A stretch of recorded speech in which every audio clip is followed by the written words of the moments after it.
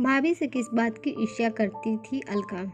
Comfort clinic में रखी कुर्सी पर बैठी अलका परेशान से सोच रही थी कि पता नहीं डॉक्टर क्या कहेंगे, पता नहीं स्नेहा कब तक ठीक होगी, नहीं हुई तो फिर क्या होगा। तभी उसकी नज़र उसके साथ बैठी महिला पर पड़ी तो उसने पूछ लिया, आपकी भी बेटी यहाँ ट्रीटमेंट के लिए? नहीं नहीं, मेरी बेटी ही यहाँ की डॉक्टरनी है, सभी मेरे मरीजों को देख लेगी, तब हमसे मिलने आएगी।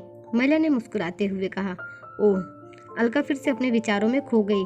उस महिला ने अलका का ध्यान अपनी ओर आकर्षित करते हुए कहा, दूसरों की देखा देखी में अपने बच्चों का भविष्य खराब नहीं करना चाहिए। एक ऐसी ही गलती की सजा हम भुगत चुके हैं, इसलिए हमें इस बात का एहसास बखूबी है। आप जानती हैं, हमने अपनी बिटिया की इच्छा के बिना जबरदस्ती उसे पुलिस की ट्रेनिंग में भेज दिया था। मरते मरते ही बची है हमारी बेटी। यह कहते कहते वह महिला रोने लगी, फिर अपने आंसू पोंछकर बोली, उसी दिन हमने सोच लिया था कि बेटी डॉक्टर बनना चाहती है तो हम उसको वही बनाएंगे। और देखिए आज कितनी बड़ी डॉक्टर बनी है हमारी बेटी, सबका इलाज करती है। जब मरीज ठीक होकर यहाँ से जाते हैं तो हमको बड़ी खुशी। तभी एक अधेड़ महिला आई और बोली, अलका कैसी है स्नेहा? अलका ध्यान से उस महिला की बातें सुन रही थी कि अचानक अपना नाम सुनकर चौंकी और सामने खड़ी उस अधेड़ महिला के गले लगकर रोने लगी।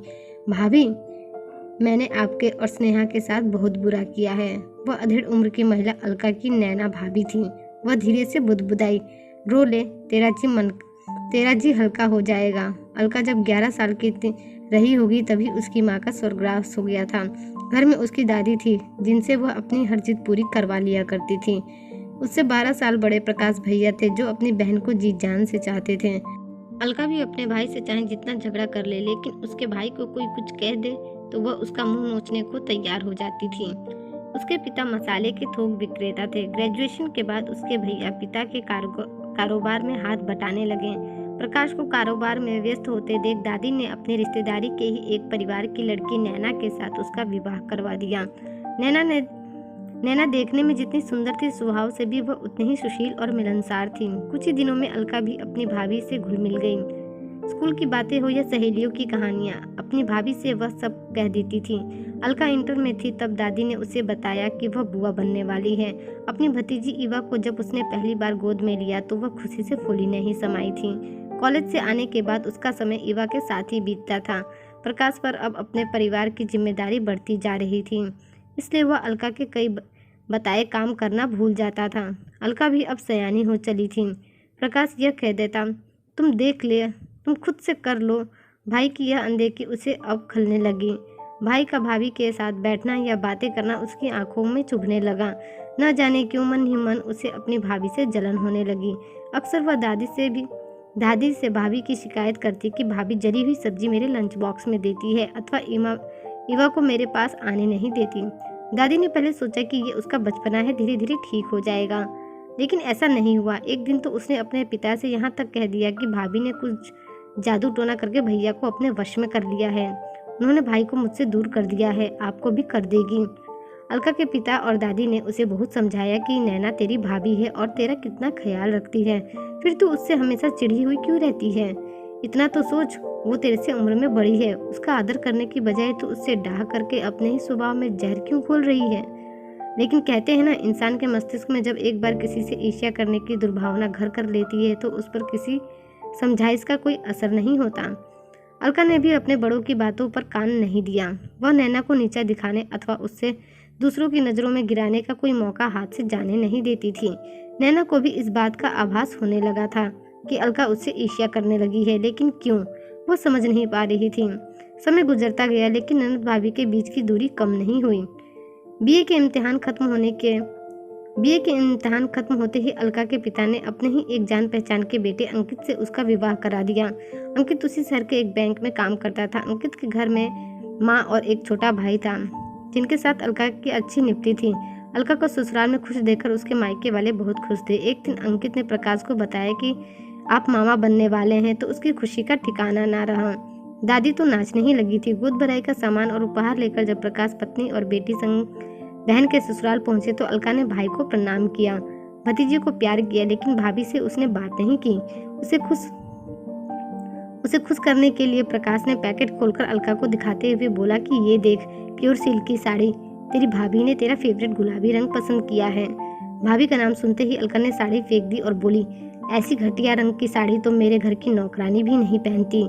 प्रकाश कुछ कहना चाहता था, लेकिन नैना ने कंधे पर हाथ रखकर उसे चुप रहने का इशारा कर दिया।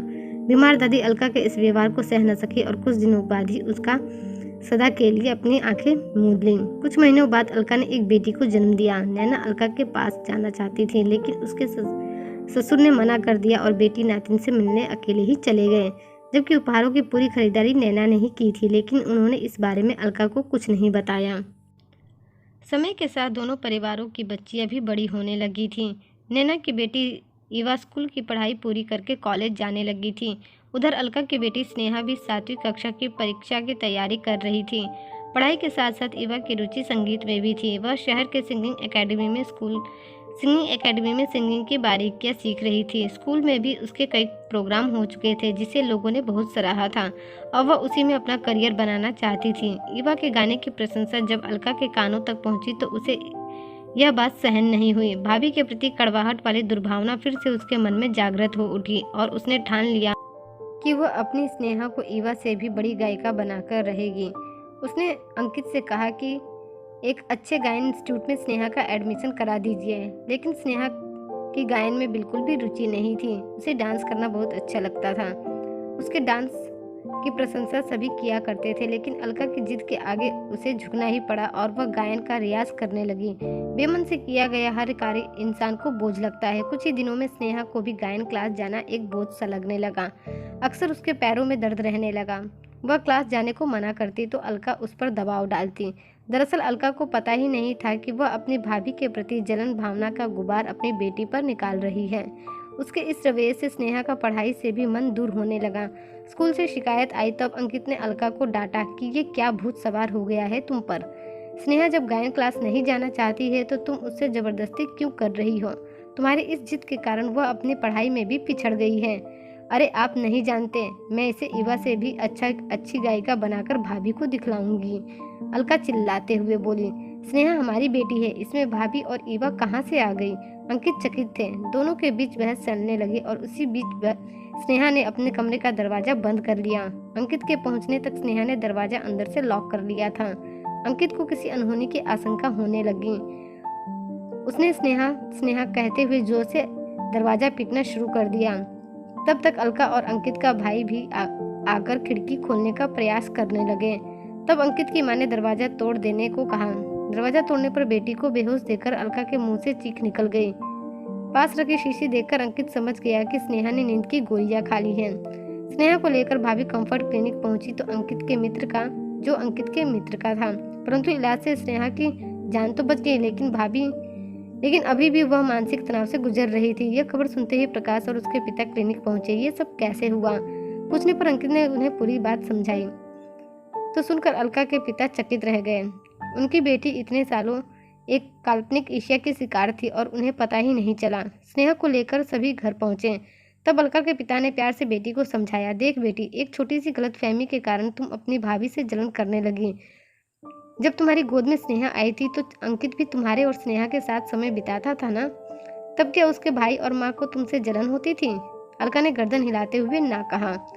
उसके पिता बोले, उस समय कई ऐसे काम अंकित के भाई को खुद भी करने पड़ते होंगे जो हमेशा अंकित करते थे। हाँ पापा। तो क्या वह तुमसे नाराज रहता था? नहीं पापा। तो बस बेटा, अब बताओ, क्या तुम्हारी भाभी गलत है? नहीं पापा, मुझे माफ कर दीजिए, कहकर अलका फूट फूट कर रोने लगी। प्रकाश और अंकित ने उसे चुप कराया। अलका बोली, लेकिन भाभी, वो तो मुझे कभी नहीं माफ करेंगी, इसलिए तो स्नेहा को देखने भी नहीं आई। फिर गलत सोचने लगी तुम्हें तो मालूम है ना कि आज ईवा का प्रोग्राम है। मैंने डॉक्टर से अपॉइंटमेंट ले ली है। तुम्हारी भाभी कल कंफर्ट नर्सिंग होम पर ही तुमसे मिल लेगी। प्रकाश ने मुस्कुराते हुए अलका से कहा। अब स्नेहा की हालत पहले से काफी बेहतर हो चुकी थी। अलका को देखते ही वह रोने लगी। बोली, माँ मुझे माफ कर दो, मेरी वजह से आपको। नहीं बेटा, तुम अपनी माँ को माफ कर दो। बेटी को गले लगाकर अलका रोने लगी। दोनों की आंखों से बहते आंसुओं में सारा गुस्सा द्वेष बह गया था। खुद के बाद दुख के बादल छट गए थे। अगले दिन अलका स्नेहा को लेकर कंफर्ट क्लिनिक आई। स्नेहा डॉक्टर के पास थी और अलका बाहर बैठी थी। तभी नैना आई। बरसों बाद भाभी के गले लगकर अलका जी भर के रोई। उसकी आंखों से बहते आंसुओं की एक एक बूंद कह रही थी, भाभी मुझे माफ कर दो। अलका के आंसुओं को अपने आंचल से पोंछते हुए नैना बोली, देख अलका, रात गई बात गई।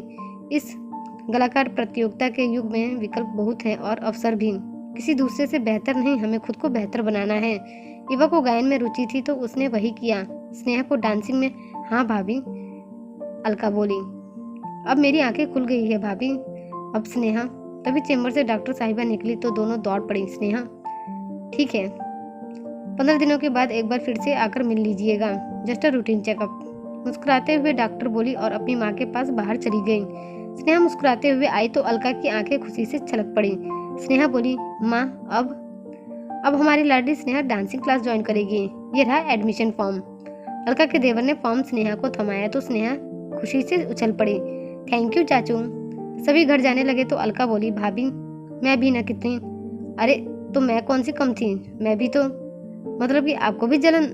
और फिर दोनों ननद भाभी हाँ हाँ करके हंसने लगी। जब हम किसी से प्यार करते हैं और उसे अपना मानने लगते हैं और वही जब हमें अनदेखा करने लगे तो बुरा तो लगता ही है और उसके प्रति हमारे मन में कड़वाहट पैदा शुरू हो जाती है, मन में ईर्ष्या होने लगती है। ठीक उसी तरह अलका भी इसी ईर्ष्या का शिकार हो गई थी। लेकिन जब अपनों का प्यार मिलता है तो इस दुर्भावना का अंत होते देर नहीं लगती। दोस्तों, आपको मेरी आज की कहानी कैसी लगी कमेंट करके जरूर बताइएगा। ऐसी ही कहानी के लिए हमारे चैनल को सब्सक्राइब कर लीजिए। धन्यवाद।